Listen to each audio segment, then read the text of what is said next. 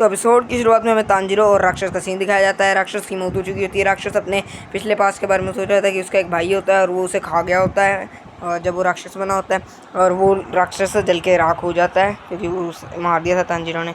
उसके बाद वहाँ देखता है कि वो सभी आत्माओं को शांति मिल जाती है जिन्हें भी उसने खाया होता है।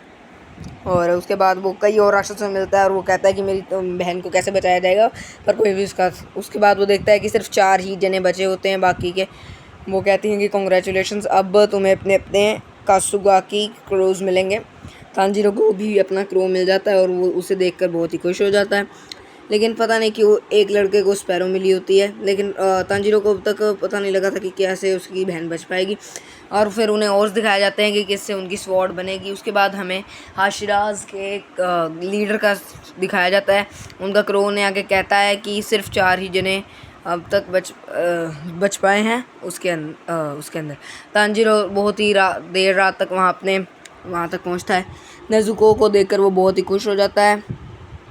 नेज़ुको को देखकर वो खुश हो जाता है कि वो भी ज़िंदा है और वो दोनों एक दूसरे से गले मिलते हैं। मास्टर कुडाकी भी उनके पास आके गले मिलते हैं और वो कहता है कि शुक्र है कि तुम ज़िंदा हो। उसके बाद वो बताते हैं कि कई राक्षसों के अंदर ब्लड डीमन आर्ट होती है, मेरे को लगता है कि तुम उनसे लड़ लोगे। उसके बाद वहाँ पे तांजीरो वहाँ पे वो आ जाता है जिन्होंने उसकी स्वॉर्ड बनाई होती है। वो उनकी खूबियाँ बताने लगता है। वो कहता है कि इसके कारण रंग भी बदल लेती है तलवार अपना। उसके बाद वहाँ पे वो उसकी स्वॉर्ड काली पड़ जाती है जिसे देखकर वो बहुत ही हैरान हो जाता है। उसके बाद वहाँ पे उसका कासुगाकी क्रो आता है। वो कहता है कि अब तुम्हें किसी एक माउंटेन पे जाना है वहाँ पर, क्योंकि बहुत सारी लड़कियाँ गायब हो रही हैं। वो कहता है कि ये तुम्हारा पहला असाइनमेंट है और यहाँ जाना तुम्हारे लिए बहुत ज़रूरी, क्योंकि यहाँ पे एक लड़की रोज़ दिन गायब